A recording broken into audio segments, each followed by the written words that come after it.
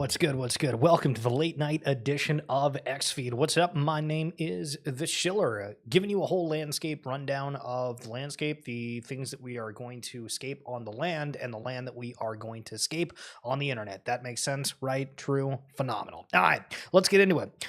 Drew Boston was at a card show, and they wanted to buy some Caitlin Clark rookie cards. They asked for numbered cards because they want scarcity, and they realized that the prints are 25 to 50,000.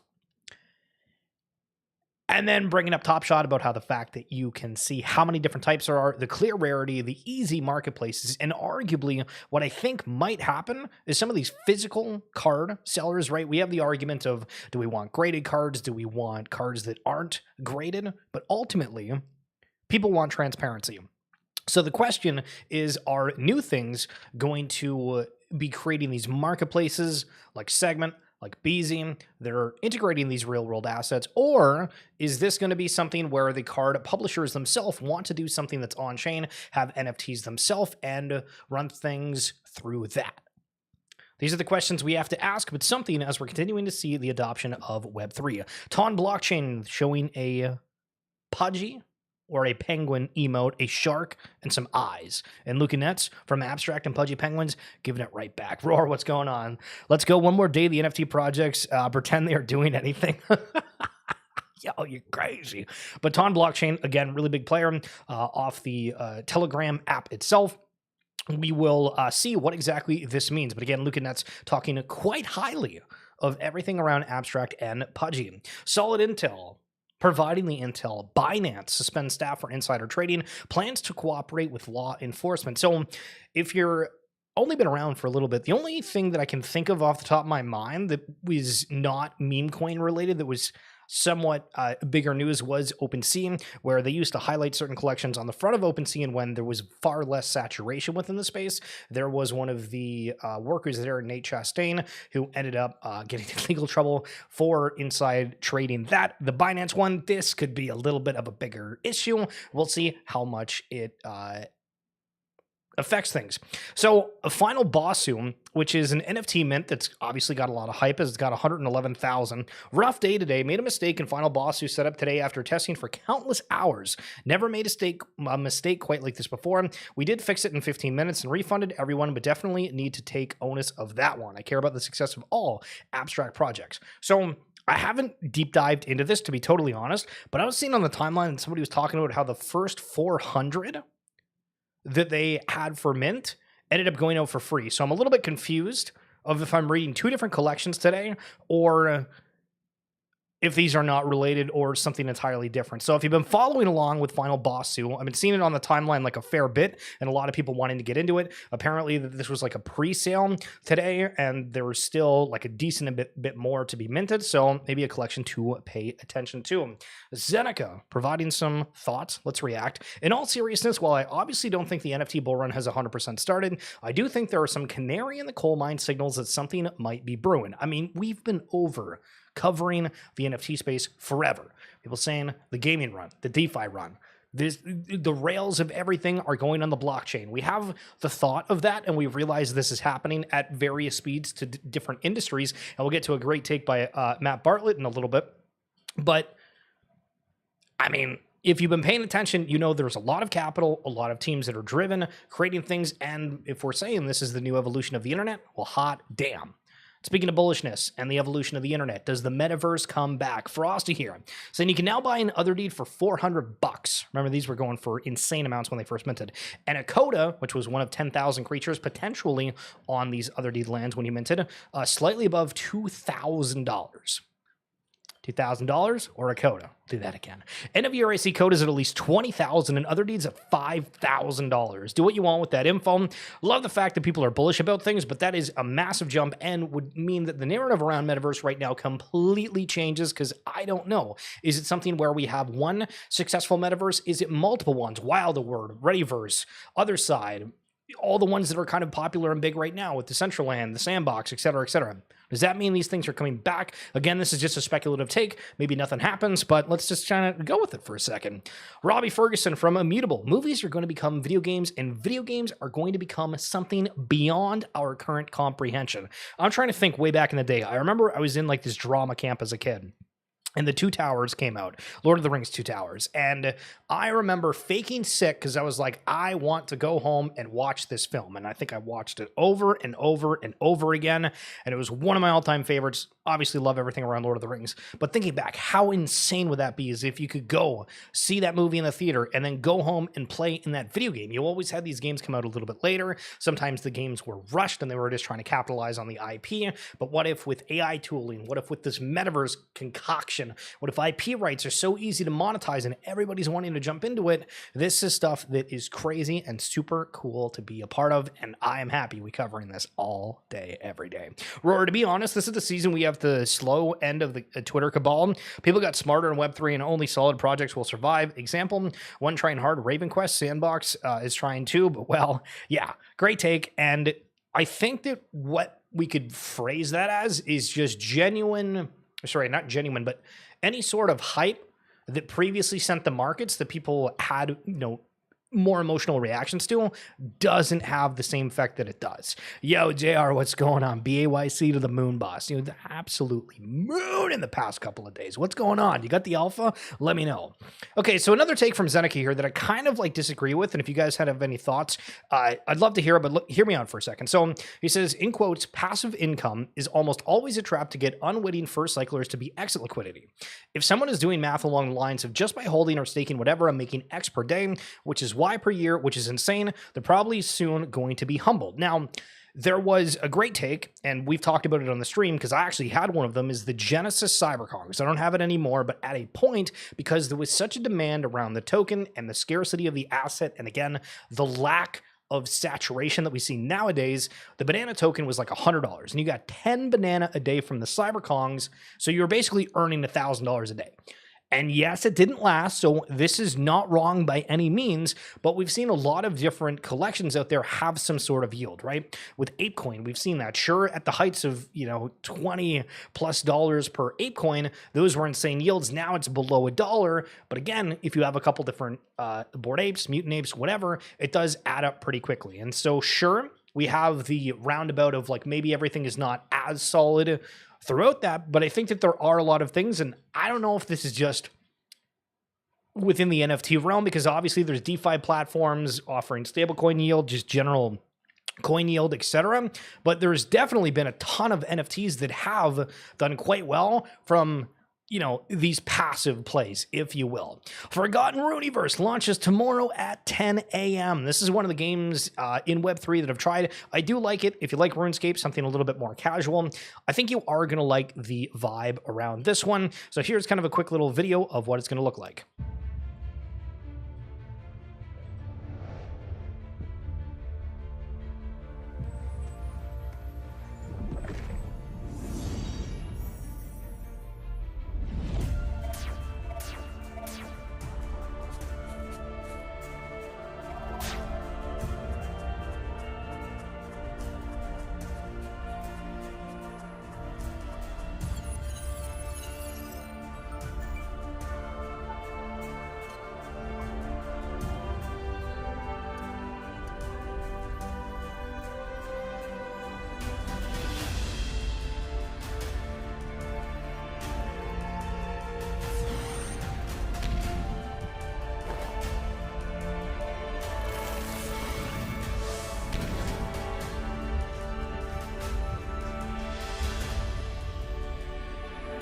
So they got a whole bunch of different things in here with the regions, the open world, the land plot access, and that's their metaverse land. And ultimately, the thing that I'm very curious about is what does this do for the markets around there? This was one of the collections that I've had the question of, all right, well, how does it work for wanting to own this? Is it simply that you get a cool character within the game and it's a skin? Is it some sort of energy within the game that you're going to earn? What does it look like for the different assets on reactions to having a bigger user base where the game is on always and it's not some sort of a beta, which they've done various variations of that, but this is going to be early access. Point being, Super excited to see how this performs. And this is like an example of what some of their land looks like. So they have average amount of materials with the plot size. So 15, 16, 17, 19, abundance. They have all these things. But again, I'm not super familiar with all of the ins and outs, but we'll see what sort of people jump in on the timeline. And if we have a lot of people having the Rooneyverse as a talking point, because again, every single day on X, there's something that takes the news headline. We'll see if that is that tomorrow. Just in, the Dogecoin Foundation launched the official Doge Reserve and acquired 10 million Doge token. So all these different foundations, I think a lot of them, if they have the funding, if they have all this stuff, sure, they're going to go out, buy different tokens. But it's funny just thinking of how many foundations there are in crypto as a whole, right? From like the DAOs to incubators that are working on different ecosystems, and what role these foundations play. And so the Founders DAO from Pixel Vault, they are redoing that proposal where some people can cash out, some people could go to Las Vegas. And there's a lot of turmoil about this, thinking this is not what the DAO is meant for. This is basically liquidating the DAO at the current status, and that's not what they wanted. But people are proposing it, so we'll see what happens on that front. Bitcoin adoption is accelerating at a record pace. Here's a graphic of a bunch of public companies with Bitcoin holdings. We'll get to it in a second, but GameStop, they said that they are now going to be buying Bitcoin as well. We've seen Rumble, the streaming service, have a lot of news around crypto and purchasing Bitcoin themselves. Kind of interesting to see. So Deadfellas, they finally let us know what they are working on. Thrilled to announce the launch of ColdLink XYZ, the first universal wallet agnostic, chain agnostic verification tool allowing you to connect to any blockchain address to anything else without smart contract interaction or blind signing, just meaning a little bit more safer or completely safe on the security front. Now live in beta for ETH and Sol with limited API access for select partners. So very cool tool. And again, we are living through history. Introducing Azuki, a trading card game, the Alpha Starter Decks. What do you think of these? Does it give you like the Pokemon vibes when you get those trainer packs? How big do you think the Azuki card game can be? Seen a lot of different games throughout the space. We got Parallel. What is the Sorcery? Azuki doing stuff. I'm probably missing a whole bunch of other ones. Vibes TCG. The list goes on and on and on. And Web3 really going hard at the card games. NFT floors are so thin. Cryptos are 40 buys away from doubling. Any type of liquidity coming back and things get fun. I would argue we could say this about almost any collection right now. Most people are completely exhausted by it. And when I say things can move fast, we've just basically seen no demand for the majority of collections outside of some of the top ones. And even then, the demands come from the token side. Azuki is an example. They were like, what, 12 ETH token drops that are now sitting at like 2.5, somewhere around there. Same with the Pudgy Penguin ecosystem, although they're still holding up. At one point before the token drop, it was, exponentially higher. So I want to have just kind of a perspective for you for a second, where I think filters of things are going to be insane. Whether this be IP rights, etc. Roar, it will be a cash grab card game because they don't have the required creativity for it to succeed. I'm sorry, but I can't lie. Jeez, Roar's cooking Azuki. Have you seen their TV series? Because I'd be curious to see what your takes on, even though it's not like it's more like 10-minute episodes. But there was a post from LS, who's a League of Legends player that is really into Magic the Gathering, and asked, for land cards, which are, the mana, if you will, within the game, what are some of the coolest ones that have been created? And this game has been going on for years and years and years and super, super popular, but on this thread, it was cool. You have some things that are pixel. This is more like a darker theme. You have land, and again, it's like forest, mountain, water. Doesn't matter about the ins and outs, but just like the artistic vibe, as you can see, all of these are completely different. And so do we have a future where we have games or things that are really, really cool, and then it's just an IP collab with an artist, with a actual IP itself, and we just have filters on everything for things that we love, and this becomes a little bit more mainstream. Just food for thought. The SEC has now officially dropped its inquiry into Immutable, which is a blockchain about gaming mainly, with no enforcement action to be taken. This is an enormous win for Web3 gaming. After a year of fighting, this threat to digital ownership rights has finally been put to rest. We're excited to build. Love to see that. I think whenever we see these bigger news happenings, always a positive, even if it's not an ecosystem that you're following closely. Bitcoin is trading at 88,000 American dollars, and the timeline feels more dead than when it was at 16,000. I agree. I don't know. People just aren't feeling super creative if they're just waiting to see him. Again, do we call it like burnout? Do we say do people just don't have money? Is there fear in the world over certain things? We saw like the stock market add like a trillion or whatever the hell it was the other day. Sheesh. Things are going crazy. But people are spending a whole bunch of money because they know things are happening within Web3. And maybe the metaverse is back. Decrypt reporting Napster snapped up for $207 million to build music metaverse. I feel you show that to anyone out there in the world and they're like, that just sounds kind of weird. Maybe they like Napster, but what the hell is a music metaverse? We'll have to see what that is. But metaverse, staying relevant. I like their anime previews. It is well established in the art. It's lit, but yet it lacks the core story. It doesn't show any real emotion. Yeah, so I think we watched the first episode on stream, and I recall when Izuki was hiring or bringing on different people for the show, they were like setting expectations so high, saying the people we've gotten have been the biggest creators of all this stuff. And watching it, I kind of felt the same way, that it just wasn't hitting for me. I thought, originally the art was really cool. I tried to buy one for 2 ETH like 2-3 years ago whenever they first came out. Somebody beat me to it, and then they went to 10 ETH, and I was like, well, I can't purchase that anymore. And that was like a darn moment. But yeah, it's weird because I thought that was going to be an absolute smash hit series. Doodles I thought was good. Deadheads is an older collection I've really enjoyed. Stoner Cats is another one that we've talked about. Maybe we'll go through and do like a stream specifically where we only watch Web3 based brands. Should be fun. But as I mentioned earlier, GameStop Jimmy to add Bitcoin as treasury reserve asset. Big players coming on in. And Disney Pinnacle. Yes, Disney is in the Web3 space, and they've done a few different things, but they have been focusing pretty heavily on these digital pins. $165,000 in total sales volume. That's absolutely crazy. And we're talking just digital pins, but it's the IP. People want to pay for these things. So much so, the $200,000 has been swapped in their open marketplace that they did the other day. From Matty B, online immersion. The word to describe and focus on. Okay. As of February 2025, 5.56 billion internet users worldwide, making up 67.9% of the global population. Nice. Listen, we're almost at 70%. Hell yeah. Internet users now spend an average of 6 hours and 38 minutes online each day. The average person dedicates 2 hours and 24 minutes daily to social media platforms. I'm way higher than that, but okay. Every industry will seek to capitalize on this immersion through gaming, social platforms, and virtual goods. Online immersion. Well, we just talked about Disney Pinnacle, and they have pins. And it's just IP of people will love. And that's what it is. I mean, people are paying for these things, and is it because they love the IP, or is it because they think they could flip it, or does it even matter? People are just out there buying it. Yo, user, what's going on? That is an absolute crazy name if that's your YouTube. That's $1 million right there. Will NFT ever come back like 2021 and 2022 fun again? I think depending on if you've been in certain chains when they've launched or you've gotten into free mints. Again, ApeCoin, when it first came out, there was a lot of interest within that ecosystem.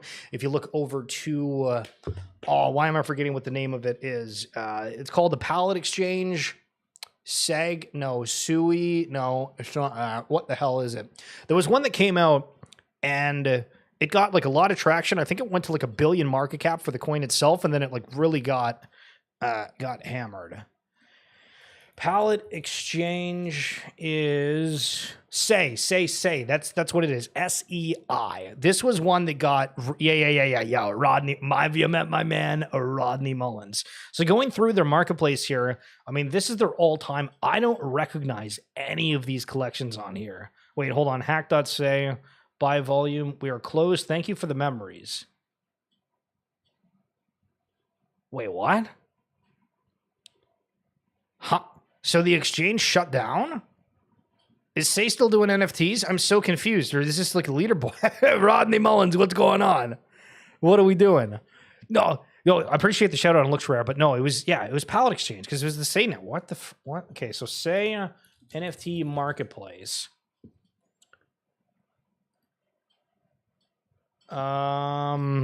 I guess let's just read and see. Dear Pallet community, what a year it's been from going live to Mania to hour-long queues to our lotto days. We can't believe what we've achieved as a team and as a community.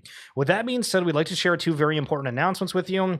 The Pallet airdrop. It's a big thank you to loyal supporters. We only think it's fair to give back our most avid, which is why we announced the Pallet airdrop. The entire pallet fee treasury they gave away. This is not a separate token. The airdrop will be insane. Announcement 2, we are sunsetting pallet. This was a challenging decision for us. We were shutting down pallet on Monday, January 20th. We've achieved our goals with Say and becoming the leading DApp in the ecosystem, and you guys will always hold a space in our hearts. Am I crazy? How do they say, like, we've done what we've wanted? We're like the top volume. We have the best, but we're shutting down. The contract will be frozen throughout the 19th. The contract is frozen assets. The airdrop was given back to the community. You don't need to do anything. You can check. Huh? It's a challenging decision to us, but we've achieved our goals with Say. Was set to become the premier Say native marketplace. We proudly maintain that status. Along the way, we built the most widely used app. We also managed to build out some non-directly NFT related. You've been around. I'm so confused.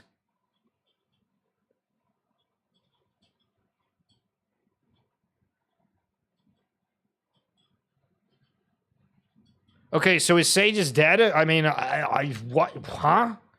I mean, this also begs the question for any like newer blockchain, what it requires for the NFT marketplace itself, right? Because if you think of Token Trove with Immutable X, that was having X amount of volume per day. Tradeverse with the Root Network right now, that's another thing where early on, it's kind of 50-50 on the marketplace demand. I'm so confused. That's the future of a lot of Web3 projects. That's crazy. Okay, so Say's still around. It's at $1 billion market cap. For the past month, it's been there. I don't know how the hell like the top collection just like goes away. That's strange. Anyway, online immersion, great perspective, and that's a good verbiage because, again, we're just getting more emerged online. As an example, just use the mobile app to order, in quotes. In quotes, just scan your items at self-checkout, in quotes. Just order on the screen, in quotes. Just print your baggage tags and put them on your suitcase, in quotes. Everything you see has some kind of online immersion. It's nuts. A girl got on TikTok to complain about the fact her granny's best friend asked her to make a group chat with the whole family and see if everyone can spend $150 so granny can take her first vacation. No one responded, so people told the girl to make a GoFundMe, and it's almost at $10,000. Now, this has absolutely nothing to do with NFTs, but it does highlight the point that for whatever reason, people want to help out strangers when they can. And I don't know if we can like use this to say, you know, the Web3 community is a lot about that because when something goes bad, if somebody gets compromised, there's a lot of people out there wanting to help. Sometimes people don't even know who the hell the person is. They just feel bad for them. But sometimes they want to help even more for the people they don't know versus the people they do know. It's weird. It's very weird. Okay, Gunzilla Games. We got an announcement. What's going on? Hey, I'm David, executive producer here at Gunzilla Games. These past few months have been incredible for us at Gunzilla. As an independent studio, we've always been driven by one simple mission: to create the games we want to play. Hoorah, Zeros! And with Off the Grid, our brand new Battle Royale, we've been doing exactly that. Since launching into early access last October, we've been blown away by the support and passion of our community. Millions of players have jumped in, the world's top influencers have battled it out in our All-Stars tournament, and we've continued to push forward with exciting updates, making Off the Grid even bigger and better. And trust me, we're just getting started. Today, we're here to talk about an incredible new chapter for Gunzilla. As gamers, we've always believed in doing what's best for the players. That's why we're beyond excited to announce Gunzilla Games has acquired Game Informer and is now welcoming them as a new member of the Gunzilla family. Their legacy of contributions to the video games industry is perfectly aligned with our values and vision for the future. We've got some big news to share today. Game Informer is back, and so is 100% of the team that was bringing you Game Informer when we shut down this past summer. That means production, design, video, editorial, everybody. Everything you loved about Game Informer before is coming back, but we're rethinking it and evolving it to be bigger and better. All of that is coming back, including an all-new approach to Game Informer magazine, both in print and digital forms. The short version is that Gunzilla Games purchased Game Informer. Game Informer now operates under an independent entity called Game Informer Inc. Editorial independence has been foundational for Game Informer ever since it was started back in the 90s, and it will continue to be a sacred element of our operation going forward. Stay tuned in the coming months for more information about the relaunch of our physical magazine. But in the meantime, you can go to GameInformer.com right now and catch up on a ton of reviews of games that came out while we were shut down. Thank you so much for watching this video and for your continued support of Game Informer. We are so glad to be back. True. Very glad. All right. So if we recall, for anybody that's watched the stream a lot over the last little bit, roar, holy smokes, what a big message here. I got to say it, I hope it doesn't bother, but what Web3 devs did not get yet is that the only way to succeed now is to share their money with players, and having rare items, exclusive items, things that make players feel unique, and have something like relic treasures. It's almost like the premise of Ready Player One book or movie. Shout out the Readyverse. But they got to put in the work and the game mechanics and update content regularly while sharing their goods, and bye-bye greed. I mean, there is a lot of funds around everything within Web3 gaming. I think that you're not necessarily wrong with that, where there is huge expectations about rarity, etc. But I've also had the notion for a while that a lot of these games are going to have to, or are more trying to go for that wide appeal. So I think things are going to become cheaper in certain games. I don't get why certain collections are minting out at significant initial mints, just because of the fact of, all right, why are you doing something super limited? Okay, are these raising of funds? Can you see if these games will scale? Because again, if you have something cheaper for more of an audience, that seems to be it. But again, I think a lot of things are going to be changing over the next little bit. But the point being is, all right, what did we say the other day? What do we call the stream? I expect funding announcements or shut down soon. And what did we just see for Gunzilla acquiring Game Informer? We saw Coinbase buying a huge exchange. We saw Kraken doing the exact same thing. And I expect this trend to continue across everything, because that's what's just going to happen. As we said, there's a lot of money out there within the space. So I'm going to go tune in now to Bildo. He is on a podcast with MetaBeast talking about Futureverse. So if you guys are wanting to check that out, the Real UC Pod, you check that out, or if it's over on YouTube. I appreciate you guys coming through. That's it for this edition of XFeed Trip. Bang, or roar. Appreciate you coming through. User, again, phenomenal name, my man, Rodney Mullins, and the one and only JR. Thank you guys. Have a phenomenal night. We'll see you tomorrow as per usual. Peace.